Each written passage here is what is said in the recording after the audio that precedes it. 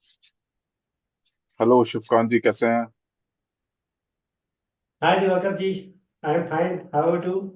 Good good good, I am also good. So बहुत दिनों से सोच रहा था आपसे बात करूं थोड़ा फाइनेंस के बारे में, और आज मौका मिला है, आपने टाइम दिया, बहुत मजा आएगा। आज बात करते हैं कुछ अपने फाइनेंस डोमेन पे। यस, थैंक यू दिवाकर जी। मैं भी सोच रहा था कि कुछ ऐसी नॉलेज इंफॉर्मेशन लोगों के साथ शेयर की जाए। और डेफिनेटली जब हम डिस्कस करते हैं कोई नई चीज तो हम खुद लर्न करते हैं। Exactly exactly. यस। तो जैसे मेरी जर्नी रही कि मैं आईटी में 20+ ईयर का एक्सपीरियंस लिया, फिर फाइनेंस को लर्न करके, एंड देन अब मैं फुल टाइम फाइनेंस में हूँ, स्टॉक पोर्टफोलियो कोच। तो मैं हेल्प करता हूँ लोगों को कैसे फाइनेंशियल फ्रीडम या फाइनेंशियल सिक्योरिटी अचीव करें। मिड कैरियर में आके बहुत सारे चैलेंजेस आने लग जाते हैं। तो मेरा जो बेसिकली होता है कि कैसे स्टॉक पोर्टफोलियो बनाए, फ्रीडम पोर्टफोलियो बनाए, एंड उस पे आप कैसे इन्वेस्टमेंट से एक पोर्टफोलियो बना के उससे कैसे आप सेकंड इनकम या एक वेल्थ क्रिएशन करके बेटर रिटायरमेंट प्लानिंग कर सको। तो आप क्या करते हो, कैसे करते मेरी जर्नी एक फार्मा कंपनी में as a quality control manager तक मैं ग्रो किया। बट जो भी मेरे पर्सनल लाइफ में प्रॉब्लम्स आई उनको कुछ ना कुछ एक्शंस लेके मैंने ओवरकम किया। जो मेरा पर्सनल एक्सपीरियंस रहा with respect to negative cash flow, debt trap, उन चीजों से जब मैं बाहर निकला तो मैंने सोचा कि क्यों ना दूसरे लोगों की भी हेल्प की जाए। क्योंकि जो मेरी सिचुएशन थी वो बहुत सारे लोगों की सिचुएशन है। जो मैंने एक्सपीरियंस गेन किया, जो मैंने प्रैक्टिकल नॉलेज गेन की, वो लोगों के साथ शेयर करता हूँ और उनकी हेल्प करता हूँ to achieve their financial goals, ताकि वो करंट लाइफ स्टाइल को मेंटेन करते हुए भी अपने फाइनेंशियल गोल्स तक पहुंच पाए। तो दिस इज मैंने ऑल देखा वही कि अबाउट। ना, हाँ, लोगों को मनी क्लैरिटी नहीं होती। तो हम आज बात करेंगे कि मनी के लिए कैसे क्लैरिटी आए लोगों को, और जो कंफ्यूजन है उससे कॉन्फिडेंस में कैसे कन्वर्ट करें, और कैसे क्लैरिटी आए तो फिर आप कॉन्फिडेंटली अपने पोर्टफोलियो को हो या जैसे भी फाइनेंशियल जो भी आपका गोल है उसे अचीव कर सकते हैं। तो इससे यस। रिलेटेड हम आज बात करते हैं। और अगर हम स्टार्ट करें तो बहुत लोगों का ये होता है कि लोगों को लगता है कि क्यों मैं ज्यादा कमाऊं, या पेरेंट्स से ज्यादा क्यों कमाऊं, या कमाने के बाद भी हम बहुत ही सिक्योर फील नहीं कर रहे। माँ बाप जो होते थे, एक जॉब से ही जितना कमाते थे उसमें पूरी फैमिली को, ज्वाइंट फैमिली को भी कर लेते थे, अपना घर भी बना लेते थे, अच्छे से रिटायरमेंट भी कर लेते थे, और फैमिली के साथ टाइम भी देते थे। लेकिन अब न्यूक्लियर फैमिली होने के बाद भी हम इतना कमा रहे हैं, फिर भी टाइम नहीं दे रहे, हेल्थ इश्यू आ जा रही है, और सिक्योर फील नहीं कर रहे। तो क्या रीजन लगता है, ऐसा क्यों हो रहा सबसे पहले मैं बोलूं तो मेरा पर्सनल थॉट ये है कि लोग सिर्फ और सिर्फ इनकम के पीछे भाग रहे हैं। है? जो कि एक मिथ है कि हमारी इनकम बढ़ने के साथ साथ सारी की सारी प्रॉब्लम सॉर्ट आउट हो जाएंगी। बट मैंने ऐसे लोग भी देखे हैं जो कि 2 लाख 3 लाख रुपए महीना कमाते हैं, उसमें फिर दो तीन अलग अलग चार हाउस हेल्प रखे हुए हैं, बच्चों की टेक केयर करने के लिए अलग है, और खाना बनाने के लिए अलग है, बाकी सब चीजों के लिए अलग है। तो वर्चुअली देखा जाए तो आपका 25% इनकम ऑलरेडी चला गया। फिर हम अच्छा घर खरीदने के लिए प्लान करते हैं, अच्छी गाड़ी खरीदने का प्लान करते हैं, सोसाइटी में स्टेटस मेंटेन करने के लिए प्लान करते हैं। तो हर चीज के लिए हम एक नई ईएमआई लेते जाते हैं। तो जितना आप अर्न कर रहे हो, अर्निंग बढ़ा रहे हो, उससे ज्यादा आप अपने एक्सपेंसेस बढ़ाते जा रहे हो। देन क्या है, आपका नेट सेविंग जीरो होता है। वहीं हमारे पेरेंट्स जो थे उनका ऐसा नहीं था। वो कभी किसी को शो ऑफ करने के लिए कोई एक्टिविटी नहीं करी। वो पहले से प्लान करते थे कि मुझे कितना पैसा आज के 10 साल बाद मेरे बच्चों की एजुकेशन के लिए चाहिए होगा।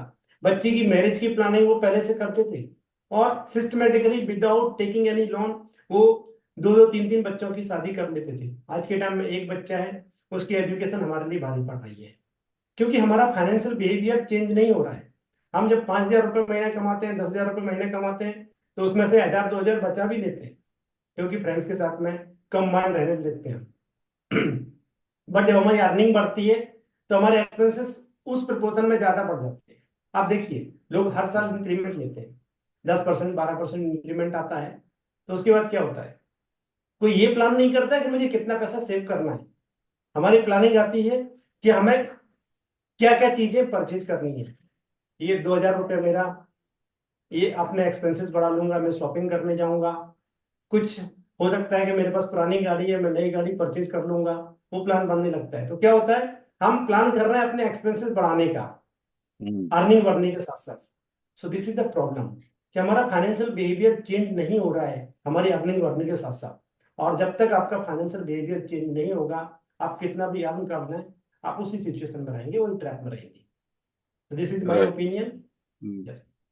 बिल्कुल बिल्कुल, जैसा आपने कवर किया कि कमा तो रहे हैं, बट क्या हो रहा है कि हम कहाँ जा रहा है पैसा उसका ही हिसाब किताब नहीं रखते। तो कभी दिखावे में, या कभी कुछ अर्जेंट में, या एक शो करने में, लाइफस्टाइल मेंटेन करने में बहुत पैसा जा रहा है। और थोड़ा मेट्रो में क्या हो रहा है कि लाइफस्टाइल कॉस्टली है, उसको मेंटेन करने में भी कॉस्टली है, in spite of having good salary. और एजुकेशन या रेंट ये सब काफी महंगा है। तो क्या हो रहा है कि सेव शायद नहीं हो पा रहा। तो हम लोग को वही लग रहा है कि क्यों इतना, मतलब सेविंग नहीं हो पा रही। कभी भी लग रहा है ना कि एनफ नहीं है, वो फीलिंग आ रही है। तो मतलब कहाँ गैप आ रहा है, क्यों नहीं फील हो रहा कि इतना कमाने के बाद भी हम अ, अभी भी मनी एनफ नहीं है। सो जो मैंने एक पॉइंट टच किया, फाइनेंशियल बिहेवियर। सो अभी हम्म। हम क्या हो रहे हैं, हमारा बिहेवियर जो इमोशनल स्पेंडिंग का है। हम्म। अभी मैं घर में बैठा हूँ, संडे है, कुछ टाइम पास नहीं हो रहा, तो मैं क्या करूंगा, ब्लिंकिट ओपन करके उससे ऑर्डर कर लूंगा। आज ठीक है, कुछ नया खाने का मन है, अच्छा खाने का मन है, तो जोमेटो पे जाके कुछ कर लूंगा। तो क्या हम्म। हुआ, मेरी प्लानिंग नहीं थी उस पैसे को खर्च करने की, बट मैंने कर लिया। एक पॉपअप आता है जब मैं किसी सोशल मीडिया पे हूँ, चाहे वो फेसबुक हो या फिर यूट्यूब पे, कि अमेजोन पे सेल चल रही है। मैं क्या करता हूँ, जस्ट उसको क्लिक करता हूँ, एंड उसके बाद अपने कार्ट में बहुत सारी चीजें ऐड कर लेता हूँ, वो चीजें जिनकी हमें रिक्वायरमेंट भी नहीं है। हो सकता है कि मैं घर डिलीवर होने के बाद 3 महीने 4 महीने तक उनको यूज नहीं करने वाला हूँ, बट क्या है, हम अपने इमोशंस पे कंट्रोल नहीं कर पा रहे। सो जब तक हम मनी की बात करेंगे, तो money management is a behaviour phenomena. हमारा बिहेवियर जब तक चेंज नहीं होगा मनी को लेकर के, तब तक हम उन पर्टिकुलर चीजों से बाहर नहीं निकल सकते। और ये बड़ी बड़ी कंपनीज जो हैं, वो एड के लिए इतना सारा पैसा खर्च क्यों कर रही है? वही टारगेटिंग है। वही 3-4 करोड़ 5 करोड़ लोग हैं इंडिया में, जो कि टैक्स पेयर्स भी हैं, हर जगह अवेलेबल है, हर प्लेटफॉर्म पे, और वहां से वो शॉपिंग करते हैं। तो टारगेटिंग भी उसी अकॉर्डिंग होती है। तो वही सब लोग प्रॉब्लम में है कि अर्निंग तो कर रहे हैं अच्छा, बट सबका टारगेट वही है, उन्हीं से पैसा निकालना है, और वो निकलते जा रहे हैं, और जो अर्न कर रहे हैं एक्चुअल में उनके पास कुछ नहीं बच रहा है। Right right.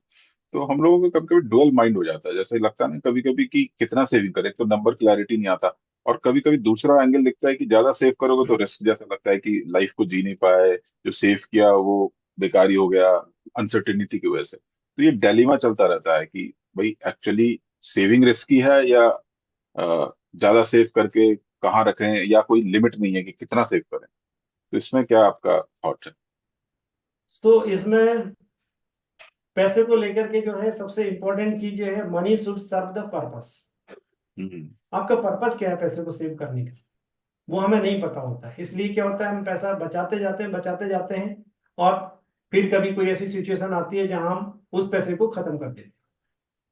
अगर वही हम किसी न किसी गोल के साथ हमारी सेविंग को अटैच करते हैं, लेट्स सपोज, आदमी की लाइफ में मेजर गोल कौन कौन से होते हैं? अपना खुद का घर खरीदना, राइट। एक 4 व्हीलर खरीदना आज के टाइम में हो गया, बच्चों की एजुकेशन करना, बच्चों की मैनेज करना, एंड खुद का रिटायरमेंट। अगर ये 5 चीजों को हमने प्रॉपरली अलाइन कर लिया, और मेरा जो सेविंग्स है उसको मैंने उन गोल्स के साथ टाइम फ्रेम के अकॉर्डिंग अटैच कर दिया, कि मेरा रिटायरमेंट आज के 20 साल बाद है, लेट सपोज, तो 20 साल बाद मुझे 3 करोड़ रुपए 4 करोड़ रुपए की कॉर्पस की रिक्वायरमेंट है। देन उसको बैक ट्रैक करना पड़ेगा आपको, कितना पैसा आपको आज से सेव करना स्टार्ट करना है। अदरवाइज क्या होगा, आप उस पर्टिकुलर गोल को मीट कर ही नहीं पाओगे। फिर क्या होता है, जब हम बहुत बात करते हैं, रिटायरमेंट का स्ट्रेस आता है। इसीलिए आता है, लोगों को देखा 65-70 की एज में भी काम कर रहे हैं। क्यों कर रहे हैं? क्योंकि उन्होंने वो मिस्टेक करी है। आपको पता है, compounding works with the time. So अगर हम अपने पैसे को टाइम नहीं दे रहे हैं ग्रो होने के लिए, तो क्या होगा, हम्म। हम सोचेंगे कि आज 1 लाख रुपया बचाना है, अगले महीने अगले साल मेरी इनकम बढ़ जाएगी, मैं 1.5 लाख बचा लूंगा। वो आपका पर्पस सॉल्व नहीं करने वाला है। सो हमें डिसिप्लिन रहना है, और अपने पैसे की जो सेविंग करनी है, that should be aligned with your goals. Otherwise क्या होगा, रैंडम इन्वेस्टमेंट से रैंडम रिजल्ट्स मिलने वाले हैं, और उसके बाद हम जो बात करते हैं फाइनेंशियल फ्रीडम, वो कभी नहीं मिलने वाली है। और आपके गोल्स के लिए हो सकता है कि आपको लोन लेना पड़े। घर खरीदने के लिए सबका ड्रीम होता है, बट कुछ लोग ऐसे होते हैं जो 10-15% भी डाउन पेमेंट नहीं दे पाते हैं। गाड़ी खरीदने का सबका ड्रीम है, बट क्या होता है, 7 साल 8 साल जितना मैक्सिमम टेन्योर मिलता है लोन का, उसके अकॉर्डिंग हम करते हैं। तो क्या होता है, जब तक आपने लोन को पे ऑफ किया उस टाइम तक आपकी गाड़ी की वैल्यू 50% रह गई और आपने हम्म, पे डबल कर दिया। तो ये राइट। मिस्टेक्स जो होती हैं वो प्रॉब्लम क्रिएट करती है। सो डे वन से जिस दिन आपकी अर्निंग स्टार्ट होती है, मैं रिकमेंड करूंगा कि सबसे पहले बैठ के अपने फाइनेंशियल गोल्स को प्लान करना स्टार्ट कर लो। यस, हम्म, और डेफिनेटली जब फाइनेंशियल गोल्स प्लान कर रहे हो, then these are the family goals. तो आपके फैमिली मेंबर्स को इन्वॉल्व करें। अदरवाइज क्या होगा कि आपके माइंड में चल रहा है कि मुझे ये प्लान करना है और आपकी स्पाउस बोलेगी कि मुझे तो ये करना है, देन क्या होगा, आप सेम पेज पे नहीं आ पाओगे। देन मनी जो है सबसे बड़ा प्रॉब्लम क्रिएटर है अगर देखा जाए फैमिलीज के बीच में। सो अगर आप फैमिली को इन्वॉल्व करेंगे अपनी फाइनेंशियल प्लानिंग में, देन डेफिनेटली आपको वो भी एक प्रॉब्लम से ओवरकम कर सकते हैं। बिल्कुल बिल्कुल सही कहा कि पिक द पर्पस क्लियर होना चाहिए, और जब भी आप अर्निंग स्टार्ट कर रहे हो तो गोल बेस्ड, जब भी जो समझ आ रहा है, मतलब जैसे आज आपने अर्निंग स्टार्ट की तो आपको लग रहा है कि कुछ रिस्पॉन्सिबिलिटी है या कार लेना है या घर लेना, तो उसके लिए जो भी दिख रहा है उसके लिए गोल बनाएं, उसके लिए प्लानिंग करें, कितना सेव करेंगे तो क्या होगा, लोन कम से कम लें, ये करते रहे। तो जैसे लोन के लिए भी आपने बताया कि भाई कैसे कभी हम लोन ले लेते हैं और गलत चीजों के लिए ले लेते हैं, तो वो पता लगा कि जब तक सामान भी यूज हो गया और लोन का भी चल ही रहा है, तो कौन सा लोन अच्छा है या कौन सा लोन खराब है, वो कैसे डिसाइड करें कोई।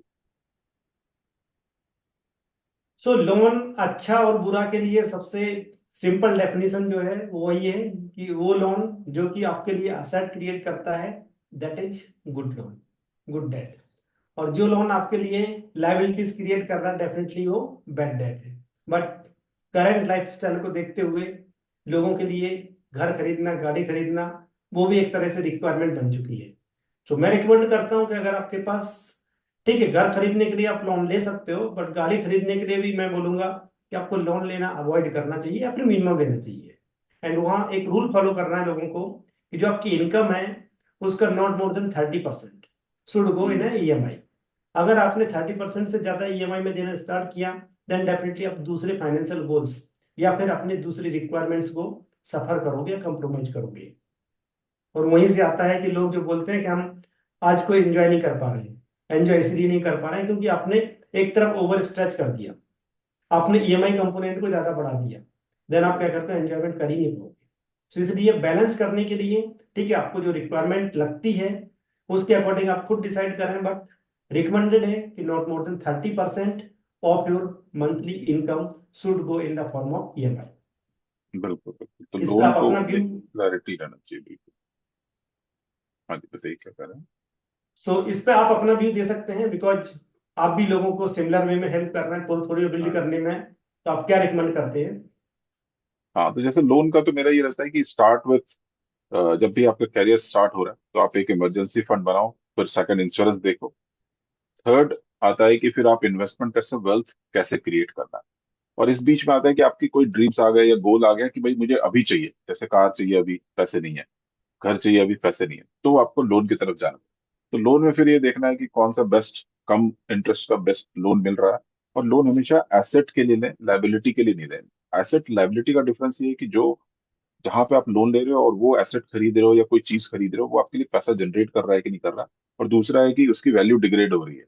तो जैसे कार को मैं थोड़ा सा पॉजिटिव नहीं मानता, अगर रिक्वायरमेंट है, बट बहुत लग्जरी कार नहीं खरीदनी चाहिए स्टार्टिंग ईयर में, तो उसके लिए लोन ना ले, आपकी जो रिक्वायरमेंट उतनी तक की लोन ले। घर है तो घर बहुत लग्जरी नहीं ले, अगर एक दो फैमिली मेंबर्स ही हैं और 5 BHK ले रहे हैं तो वो नहीं करना चाहिए, क्योंकि आपका बहुत बड़ा पैसा अटक जाता है और वो 20 साल 25 साल 15 साल तक के लिए लोन चलता रहता है, और वो एसेट फिर आपके लिए कुछ जनरेट नहीं करता। तो इट्स बेटर कि 2 BHK का दो ले लें, एक को आप एज एन इन्वेस्टमेंट ले लें, रेंटल इनकम जनरेट करें, और एक आपका ईएमआई चल रहा है उस पर आप रह रहे हो तो उस तरह करें।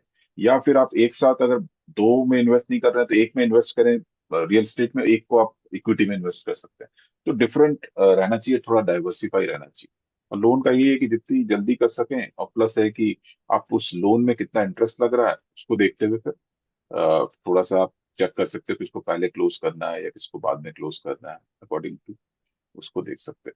तो बहुत लोग इमरजेंसी फंड में कंफ्यूज रहते हैं कि क्या मेरा इन्वेस्टमेंट है या इमरजेंसी फंड ही मेरा इन्वेस्टमेंट है। तो उसमें आपको क्या लगता है कि इमरजेंसी फंड कितना होना चाहिए, और क्या उस पैसे का करना चाहिए। बहुत लोग रहते हैं एफडी में करें, इमरजेंसी फंड की इन्वेस्ट करें, तो उसमें आपका क्या व्यू है। Yes, yes. सो मैं इमरजेंसी फंड को इंडिविजुअल नहीं देखता हूँ। मैं यहाँ जब भी सजेस्ट करता हूँ तो मैं सॉरी, तो जब भी मैं सजेस्ट करता हूँ तो मैं बोलता हूँ creating financial safety net. Hmm. So safety net में मैं तीन चीजें रिकमेंड करता हूँ। Number one, having enough emergency fund. Number two, having right kind of health insurance. Number three, having term insurance.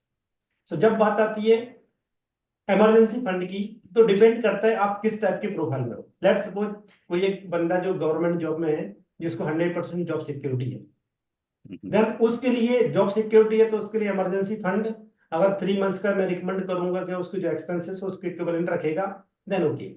But on the flip side कोई ऐसा बंदा है जो कि बिजनेस में है और उसका बिजनेस अनसर्टेन है, एक सर्टेन पीरियड आता है जहां बहुत अच्छा अर्न करता है, हो सकता है 3 महीने 4 महीने के लिए उसका अर्निंग नहीं रहता है, ऐसे बंदे के लिए मैं रिकमेंड करता हूँ कि आपके जो एक्सपेंसेस हैं इंक्लूडिंग बिजनेस एक्सपेंसेस, आपको 6 मंथ से लेकर के 1 ईयर तक का रखना चाहिए। अभी नेक्स्ट स्टेज आती है, कोई ऐसा एम्प्लॉय है जो कि बहुत अनस्टेबल अनसर्टेन सिचुएशन है, तो उसके लिए रिकमेंडेड होता है कि आपको 12 मंथ का जो आपकी इनकम है उसके इक्विवेलेंट रखना है। बिकॉज हम यहाँ एक चीज भूल जाते हैं कि हमारे लिए एक्सपेंसेस से ज्यादा इंपॉर्टेंट हमारा इन्वेस्टमेंट भी है, क्योंकि हम जब बात कर रहे हैं गोल बेस्ड इन्वेस्टिंग की, तो अगर आपका इन्वेस्टमेंट पार्ट आपके गोल्स के अलाइन नहीं जाएगा तो क्या होगा, आपके गोल्स वन टाइम अचीव नहीं कर पाओगे। इसलिए हम रिकमेंड करते हैं कि 6 मंथ से लेकर के 1 ईयर तक का आपके पास जो आपकी इनकम है उसके इक्विवेलेंट आपके पास इमरजेंसी फंड होना चाहिए। ऑल्दो ये कुछ लोगों के लिए बहुत बड़ा अमाउंट हो जाता है, सो वो अपने अकॉर्डिंग एडजस्ट कर सकते हैं, but this is a recommendation कि आपको इमरजेंसी फंड एनफ रखना है, ताकि किसी भी सिचुएशन में आप अपनी फैमिली को सेम लाइफ स्टाइल दे पाओ और आप अपने गोल्स जो है उनके अलाइन इन्वेस्टमेंट भी कंटिन्यू कर पाओ। So this is recommended for emergency fund. Now coming to second part, that is health insurance. So बहुत सारे लोग ये सोचते हैं कि मेरा कॉर्पोरेट कवर है, अभी मुझे हेल्थ इंश्योरेंस लेने की जरूरत नहीं है। सो यहाँ एक चीज याद रखना है कि वो हेल्थ इंश्योरेंस आपका तभी तक है जब तक उस पर्टिकुलर कंपनी के साथ, उस पर्टिकुलर एम्प्लॉयर के साथ आप हो। जिस दिन आप छोड़ के गए या फिर आपको किसी रीजन से छोड़ना पड़ा, उस दिन से आप और आपकी फैमिली अनसिक्योर्ड है, क्योंकि आपके पास हेल्थ कवर नहीं है। सो मैं रिकमेंड करता हूं कि जितना जल्दी हो सके उतना जल्दी आप अपने लिए सेपरेट हेल्थ इंश्योरेंस लें। यस, उसके लिए बहुत सारे क्राइटेरिया होते हैं, हमें सेलेक्ट करने पड़ते हैं कि मेरी रिक्वायरमेंट क्या है, किस सिटी में हो, किस एरिया में हो, आपकी फैमिली की कंडीशंस क्या है, उसके अकॉर्डिंग हम सेलेक्ट करते हैं। But you must have a separate family future plan. Now coming to third one, now coming to third one, that is term insurance. So term insurance minimum 10 times of your annual income. अगर कोई 10 लाख रुपया साल का कमा रहा है तो उसके लिए 1 करोड़ रुपया मिनिमम रिक्वायरमेंट है। मैं रिकमेंड करता हूं अगर आप बिलो 40 हैं और आप ले सकते हैं तो अपर कैप 20 टाइम्स कवर कराएं। बिकॉज जैसे जैसे आपकी एज बढ़ेगी आपकी इनकम इंक्रीज होगी, बट उस टाइम आप फील करोगे कि मेरा कवर बहुत कम रह गया, और फिर आप जब चेक करोगे तो आपको प्रीमियम बहुत ज्यादा मिलने वाला है। इसीलिए जितनी अर्ली एज में जितना ज्यादा कवर ले सकते हैं उतना अच्छा रहेगा, but minimum 10 times of your annual income should be there. So these are the recommendations for creating financial safety net. Hmm. जब तक ये फाइनेंशियल सेफ्टी नेट क्रिएट नहीं होता है, मैं हमारी कम्युनिटी में लोगों को आगे की फाइनेंशियल प्लानिंग या फिर चीजों को रिकमेंड नहीं करता इन्वेस्टमेंट के लिए। बिल्कुल बिल्कुल। बिल्कुल सही है। तो हम लोगों ने बात की कैसे जब अर्निंग हो रहा है तो फाइनेंस को समझना है, फिर इमरजेंसी फंड देखना है, लोन को समझना है कि लोन क्या है, पॉजिटिव नेगेटिव है, प्लस इंश्योरेंस वाला जो पार्ट है कि इंश्योरेंस होना चाहिए। और तब आता है फिर कि ये सब चीज हो गया तो हम अब कैसे वेल्थ क्रिएट करें, अर्ली रिटायरमेंट करें कि सिप करें, म्यूचुअल फंड करें, बहुत सारे ऑप्शंस नजर आने लगते हैं तो लोग वहां पे कंफ्यूज होते हैं। तब उनको बहुत सारे लोग फॉलो भी करने लग जाते हैं कि आप ये करवा लीजिए वो करवा लीजिए। फिर आता है कि भाई म्यूचुअल फंड सही है, सिप से फाइनेंशियल फ्रीडम मिल सकता है कि नहीं मिल सकता, फाइनेंशियल फ्रीडम ही क्या है। तो आप थोड़ा बताइए फाइनेंशियल फ्रीडम क्या है और सिर्फ एनफ है फाइनेंशियल फ्रीडम के लिए। सो सबसे पहले फाइनेंशियल फ्रीडम सिंपल लैंग्वेज में बोले तो वो सिचुएशन जहां आप अपनी लाइफ के खुद ड्राइवर हो, आप डिसाइड करते हो कि मुझे क्या करना है, कब करना है, कैसे करना है। आपको पैसे के लिए काम करने की रिक्वायरमेंट नहीं रहती है। आपको ये नहीं कि सुबह उठ के कंपनी जाना है, टाइम से पहुंचना है, सुबह 9 बजे पंच नहीं करेंगे तो हमारा हाफ डे लग जाएगा, उस सिचुएशन में नहीं रहते हो। यस, मैं रिकमेंड नहीं करता कि आपने फाइनेंशियल फ्रीडम अचीव कर ली तो आप काम करना बंद कर दो। आप काम करो, बट उन चीजों के लिए जो आपको लगता है कि यस मेरे सोल के लिए कनेक्टिंग है, जो आप सोसाइटी के लिए कुछ करना चाहते हो उसके लिए। बट उसके लिए फाइनेंशियल फ्रीडम अचीव करना बहुत जरूरी है। बिकॉज अगर आप अपना टाइम जो आपके रेगुलर एक्सपेंसेस है उसको मीट करने के लिए, अर्न करने के लिए लगाओगे, दैट मीन्स आप फाइनेंशियली फ्री नहीं हो। तो जब आप टाइम उन चीजों में लगाओगे रेगुलर एक्सपेंसेस के लिए, देन आप दूसरी चीजों के लिए जो आपके वैल्यू सिस्टम्स है या फिर सोसाइटी के लिए कुछ करना चाहते हो, कम्युनिटी के लिए कुछ करना चाहते हो, तो नहीं कर पाओगे। इसलिए फाइनेंशियल फ्रीडम अचीव करना रिकमेंडेड होता है, जो कि उन लोगों के लिए जो कि करना चाहते हैं सोसाइटी में लोगों की हेल्प, कुछ बड़ा करना चाहते हैं, बड़ा प्लान है उनके लिए। सो ये आया हमारा फाइनेंशियल फ्रीडम का। देन आपने टच किया कि म्यूचुअल फंड के थ्रू फाइनेंशियल फ्रीडम अचीव की जा सकती है, सिप के थ्रू अचीव की जा सकती है। सो डेफिनेटली इसमें मैं रिकमेंड करता हूं कि आपको मैं रिकमेंड करता हूं कि आपको प्रॉपर प्लान करना चाहिए। जैसे कि मैं कहीं लॉन्ग रूट पे जा रहा हूं, तो मुझे क्या करना है, गाड़ी ड्राइव करना, तो जहां अच्छा रोड होगा वहां फुल स्पीड में दौड़ाऊंगा भी मैं, और जहां रोड खराब होगा तो स्लो भी चलूंगा। तो डिपेंड करेगा कि आपके फाइनेंशियल गोल्स क्या है। अगर आपके फाइनेंशियल गोल्स शॉर्ट टर्म है, विद इन 2 इयर्स 3 इयर्स के, और मैं बोलूंगा इक्विटी में इन्वेस्टमेंट कर दो, और इक्विटी 3 साल में ग्रो नहीं किया, तो आपका जो कैपिटल है वो भी लॉस हो सकता है। इसलिए वहां रिकमेंडेड होता है कि आपको डेट फंड्स में इन्वेस्टमेंट करना है, कि आपका पैसा सिक्योर है, क्योंकि हमारा वहां मनी प्रिजर्वेशन का टारगेट है, न कि हमें मनी ग्रोथ का टारगेट है। एंड देन जब मैं रास्ते में चलता हूँ, कहीं थोड़े से गड्ढे हैं रोड पे और थोड़ा सा अच्छा रोड है, तो मैं क्या करूंगा, स्पीड को एडजस्ट करूंगा। सो वहां आता है मिड टर्म गोल्स। जो गोल्स 3 इयर्स के 5 इयर्स के हैं उसको हम डाइवर्सिफाई करेंगे, कुछ डेट फंड्स में भी करेंगे और कुछ हम इक्विटी में भी करेंगे। तो कि क्या होगा कि हमारा पैसा थोड़ा सा सेफ भी रहेगा, और थोड़ा सा रिटर्न भी हम ज्यादा अर्न कर पाएंगे, ताकि हम उन गोल्स को टाइम से अचीव कर पाए। देन आता है long term goals. So long term goals के लिए मतलब हाईवे है बढ़िया, आप बस गाड़ी को दौड़ाए जाओ। उसके लिए क्या करना है, प्रॉपर डाइवर्सिफिकेशन इंपॉर्टेंट होता है, बट इसमें भी आप मेजर कंपोनेंट इक्विटी में रख सकते हो। अगर कोई कनेक्टेड फील करता है तो गोल्ड में डाल सकता है, बट डेफिनेटली कुछ डेट कंपोनेंट्स भी रखना है। बट अभी आती है बात कि मुझे इक्विटी में डायरेक्ट इन्वेस्टमेंट करना है या फिर म्यूचुअल फंड के थ्रू करना है। सो म्यूचुअल फंड के थ्रू करने में एक चीज रहती है लोगों को हेल्प, कि जिन लोगों को पता नहीं है कैसे इन्वेस्टमेंट करना है, कैसे इक्विटी में करना है, या फिर डे टू डे में मॉनिटर नहीं कर सकते, उनके लिए रिकमेंडेड है कि वो म्यूचुअल फंड के थ्रू करें। और जिनके पास टाइम है, अंडरस्टैंडिंग है कि मैं डेली मॉनिटर कर सकता हूँ या वीकली मॉनिटर कर सकता हूँ चीजों को, देन डेफिनेटली आप इक्विटी का एक्सपोजर डायरेक्ट कर सकते हैं, क्योंकि उसमें आपके कंट्रोल में चीजें रहती हैं। कई बार आपको लगेगा कोई फंड अच्छा परफॉर्म नहीं कर रहा है, आप उससे स्विच करके दूसरी जगह जा सकते हो, कई बार रिटर्न आप ज्यादा भी निकाल सकते हो। सो डिपेंड करता है इंडिविजुअल की कंडीशन के ऊपर। जो लोग जॉब में हैं मैं उनको रिकमेंड करता हूँ कि आप डायरेक्ट इक्विटी में करने की बजाय म्यूचुअल फंड के थ्रू करें, ताकि आप अपना टाइम उसमें नहीं दे पाएंगे। ड्यूटी और आपका जो रहेगा वही आपका मार्केट का टाइम है, कैसे आप मॉनिटर करोगे। या फिर डेफिनेटली पोर्टफोलियो को जस्ट लाइक यू वो गाइड करते हैं कि कैसे आप वीक में एक दिन बैठ के पूरा प्लान कर सकते हो।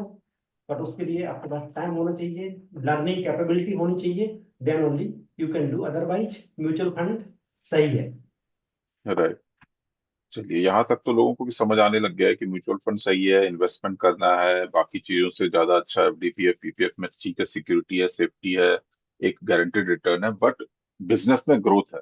क्योंकि एफडी इन्फ्लेशन को भी बीट नहीं कर सकता। अगर 5-6% एफडी है तो लोग सिप में आते हैं और सिप के थ्रू कर रहे हैं।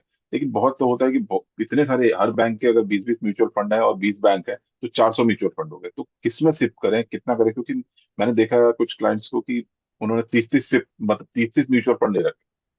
तो उसमें कितने में सिप करें, कितना फंड को लेना आइडियल है आपके हिसाब से? सो आइडियल फंड उतना ही है जितना कि आप काउंट कर पाओ अपनी फिंगर से। हम्म। क्या होगा, आपके पोर्टफोलियो में स्क्रॉल करते जाओगे, आप देख ही नहीं पाओगे, मॉनिटर नहीं कर पाओगे फंड्स को, कि मुझे कौन से फंड से कितना रिटर्न मिल रहा है। देन आप डिसाइड नहीं कर पाओगे। इसलिए आपको नॉट मोर देन 10, उससे ज्यादा आपको अपने पोर्टफोलियो में फंड्स रखने ही नहीं है। और 10 फंड्स इनफ होते हैं। अगर प्रॉपर रिसर्च करके आप हर तरह के फंड्स को करेंगे, small cap, mid cap, large cap, multi cap, जो भी ऑप्शंस हैं उन सबको भी एक एक सेलेक्ट करेंगे तब भी आप कर सकते हैं। बट वो रिकमेंडेड नहीं होता है, क्योंकि अगर आप सही सर्टिफाइड फाइनेंशियल प्लानर या फिर अच्छे कोच के पास जाओगे तो इस तरह से रिकमेंडेशन नहीं मिलता है। सो आपको डाइवर्सिफाई करना है। बट वही फिर से वही बता दी कि आपका गोल का टर्म क्या है। अगर आपका गोल लॉन्ग टर्म है देन डेफिनेटली मुझे small cap and mid cap का कॉम्बिनेशन में ले सकता हूँ। वहीं अगर मेरा शॉर्ट टर्म गोल है, देन अगर मुझे इक्विटी इन्वेस्टमेंट करना अवॉइडेड है, तो मैं क्या करूंगा, डेट फंड्स में या फिर गोल्ड फंड में जाऊंगा। और जहां हमारा लॉन्ग टर्म गोल आ जाता है, वहां हम इक्विटी में डायरेक्ट इन्वेस्टमेंट करते हैं। उसमें हमारा large cap, mid cap and small cap का कॉम्बिनेशन भी रख सकते हैं। सो ये डिपेंड करता है कि आपकी चॉइसेस क्या है, आपकी रिस्क टेकिंग कैपेबिलिटी क्या है। दो लोगों की रिस्क टेकिंग कैपेसिटी अलग अलग होगी, क्योंकि उनके लिए टाइम फ्रेम अलग होगा। तो जब टाइम फ्रेम अलग है तो हमें उस तरह से प्रॉपर डिसाइड करना पड़ता है कि कौन से फंड्स में हमें इन्वेस्टमेंट करना है। बट वही रिकमेंडेड है, not more than 10 funds in your portfolio. बिल्कुल बिल्कुल सही बात है। तो जब मार्केट क्रैश करता है तो सिप में बहुत लोग पैनिक हो जाते हैं कि कभी सिप को रोक दें या रिडीम कर लें। वहां पे बहुत कंफ्यूजन आता है, तो उस पर आप थोड़ा सा लाइट डालिए, ताकि ये होगा कि अब हमारा जो बेसिक फाइनेंशियल क्लैरिटी है वो कंप्लीट हो जाएगा। इसके बाद है कि आप और कैसे अपने फंड को कंट्रोल कर सकते हो। यहाँ तक की तो जनरल चीजें हैं, आप आउटसोर्स कर रहे हो चीजों को, बट एक ओवरव्यू समझ रहे हो, क्लैरिटी आ गया, अब आप आउटसोर्स कर रहे हो चीजों को। तो फंड को कब कैसे मैनेज करें मार्केट ऊपर नीचे के साथ वो बताइए। सो आपको, अगर आपने डिसाइड किया कि मुझे 20 साल बाद का गोल है मेरा, और मुझे 12%, 13% रिटर्न मिलेगा, तो मेरा गोल ऑन टाइम अचीव हो जाएगा। एंड कोई आपको फंड ऑलरेडी 15, 16, 17, 18% तक रिटर्न दे रहा है, और वो मार्केट क्रैश हुआ, 1% नीचे भी गया, तब भी क्या आपका 2% नीचे जाएगा फंड। तो आपका कितना हुआ, 15% तक आएगा। आपको रिक्वायरमेंट है 12% की, still you can achieve your goal. तो आपको पैनिक होने की जरूरत नहीं है। ऑन द फ्लिप साइड, जो आपका फंड मैनेजर है वो एक्सपर्ट है, उसको लगेगा यस ये फंड अच्छा परफॉर्म नहीं कर रहा है, तो वो ऑटोमेटिकली उसमें कुछ ना कुछ चेंजेस करेगा। तो आपको उसमें डायरेक्टली पैनिक होने की जरूरत नहीं है, अनटिल अनलेस जो आपका डिजायर्ड रिटर्न है for to achieve your financial goals वो नहीं मिल रहा है। अगर आपको 12% की रिक्वायरमेंट है और आप कोई फंड आपने 10%, 8% पे पहुंच गया, रिटर्न नहीं दे पा रहा लॉन्ग टर्म में, देन डेफिनेटली आपको स्विच करने की जरूरत है। अदरवाइज उसमें सिचुएशन में पैनिक होने की जरूरत नहीं है। अदर क्या होगा, पैनिक हो जाएंगे, आप रॉन्ग डिसीजन ले लेंगे, उसके बाद हो सकता है वो फंड बहुत अच्छा परफॉर्म करने लगे जब मार्केट अप ट्रेंड आएगा। तो वो डिसीजन आपके फंड मैनेजर के ऊपर छोड़ दीजिए कि उसको कब स्विच करना है। सिर्फ आपको एक ही चीज मॉनिटर करनी है कि required return for your financial goal, अगर वो अचीव हो रहा है देन आप चिल मारिए, आराम से बैठिए, कोई जरूरत नहीं है राइट। आपको देखने की। राइट। तो बेसिक ये जो स्टार्टिंग के इयर्स होते हैं, जैसे कैरियर स्टार्ट हुआ तो 5-7 साल तक आप ये बेसिक चीज सीख के कर सकते हैं। एक्शन सिप हो गया, एक बार पोर्टफोलियो 10-15-20 लाख का हो गया, then you to start learning कि अब इसमें मैं क्या वैल्यू ऐड कर सकता हूँ। लॉन्ग टर्म आपने स्टार्ट किया कि चलो रिटायरमेंट प्लानिंग करते हैं, बट आप एक स्टेज पहुंच गए, तो ये बेसिक स्टेज कह सकते हैं या बिगिनर स्टेज कह सकते हैं। तो एक सेकंड स्टेज में हम एक और टॉक रखेंगे, जिसमें कि हम एक लर्नर हो गया लेकिन कुछ लोगों ने डीमैट खुलवा लिए या सुन रहे हैं, फोमो हो रहा है कि हम कुछ नहीं कर रहे, तो वहां के अलग क्वेश्चंस होते हैं, उनके माइंडसेट अलग चल रही है, उसके बारे में हम डिस्कस करेंगे। बट होप कि ऑडियंस को ये क्लैरिटी आ गई कि भाई पैसा कमाना है। या बहुत लोग होते हैं कि मिड कैरियर में पहुंच जाते हैं लेकिन बेसिक्स क्लियर नहीं होती, तो वो बेसिक चीजें ही कर रहे होते हैं सुन के, या तो उनको वो क्लैरिटी आ गई होगी। तो हम नेक्स्ट टॉक में हम डिस्कस करेंगे कि कैसे इंटरमीडिएट जो हो गए हैं, जो जिन्होंने डीमैट अकाउंट खुलवा लिया है या रियल एस्टेट एक दो इन्वेस्ट कर दिया, तो उनको कुछ क्वेश्चंस है, उसको लेके हम डिस्कस करेंगे और क्लैरिटी लाएंगे। तो यस इसमें डेफिनेटली। कुछ और आप ऐड करना चाहते हैं कि मिड कैरियर वाले या जो इंटरमीडिएट में आ जाते हैं उनका कैसा थॉट प्रोसेस रहता है, क्या चैलेंजेस आता है। यस, हम इसको फिर से मैं गाड़ी की तरफ लेके जाऊंगा कि हम्म, ड्राइवर रखना अच्छी बात है, बट खुद को ड्राइविंग आनी चाहिए। बिल्कुल सही, बिल्कुल सही। आपका ड्राइवर सही जगह से ओवरटेक कर रहा है, सही तरह से चला रहा है, नहीं चला रहा है, वो आपको पता होना चाहिए। पता तो होना आपने चाहिए। किसी और को या फिर म्यूचुअल फंड मैनेजर जो है उसके भरोसे छोड़ रखा है, बट एक सर्टेन सिचुएशन आ गई जहां आपने अच्छा कॉर्पस इकट्ठा कर लिया, या सपोज किसी के पास 1 करोड़ रुपए का कॉर्पस है, बट उसको नहीं पता कि मेरे लिए सही डिसीजंस मेरा फंड मैनेजर ले रहा नहीं ले रहा, इसलिए रिकमेंडेड होता है कि खुद की लर्निंग। इट्स ओके, अगर आपके पास टाइम नहीं है तो आप डायरेक्टली इन्वेस्टमेंट ना करें, बट जब भी आपके पास टाइम मिले तो अपने पोर्टफोलियो को रिव्यू तो कर पाओ। तो बिल्कुल वहां हेल्प मिलती है कि आप ड्राइवर रख सकते हो, बट गाड़ी ड्राइव करना आना चाहिए। सिमिलर वे में हमें किसी और से आउटसोर्स कर सकते हैं, किसी और से हम प्लानिंग करा सकते हैं, बट हमें उसके बारे में अंडरस्टैंडिंग नहीं होगी तो हम नहीं पता चलेगा हमें कि उसने हमारे लिए सही डिसीजन लिया है गलत लिया। हो सकता है कुछ ऐसा प्लान कर दिया जो कि उसके फेवर में हो, आपके लिए वो निगेटिव इम्पैक्ट डाले। वो आपको अंडरस्टैंडिंग तभी आएगी जब आपको पता होगा, बेसिक अंडरस्टैंडिंग होगी। So that's why it is recommended कि सबको बेसिक फाइनेंशियल नॉलेज होनी चाहिए। और मैं तो बात करता हूँ कि आपके बच्चों को भी स्टार्टिंग से, जब वो 10-12 साल का हो जाता है, फाइनेंसेस की अंडरस्टैंडिंग देनी चाहिए। बट वो हमारी फैमिलीज में कल्चर नहीं होता कई बार कि हम बच्चों के सामने फाइनेंसेस को डिस्कस नहीं करते। वो एक हैबिट लोगों के अंदर लानी चाहिए, बिकॉज फाइनेंसिस जो है बिहेवियर फिनोमेना, जो मैंने स्टार्टिंग में बात किया। सो जो आपका फाइनेंशियल बिहेवियर है वो आपके बच्चे मॉडल करते हैं, कॉपी करते हैं। तो उनको बिल्कुल बताएंगे आप ये सही चीज है गलत है, उनको थोड़ा सा पॉकेट मनी हर महीने देके उनको इन्वेस्टिंग की हैबिट डाल सकते हो। आपके बच्चों के अंदर गुड हैबिट्स इनकलकेट कर पाओगे, ताकि जो एक पेरेंट 40 ईयर्स 42 ईयर्स की एज में सीख रहा है, वो उनका बच्चा 18 ईयर्स में जब एडल्ट होगा तो उस दिन डीमेट अकाउंट ओपन करके अपने लिए खुद के लिए इन्वेस्टमेंट कर सकता है। दिस इज माई एक्सपेक्टेशन, और वही मैं हमारी कम्युनिटी में सिखाता हूँ। बिल्कुल बिल्कुल, बहुत अच्छी तरह से आपने बताया। तो यही है कि एक जर्नी है और ये लंबा जर्नी है।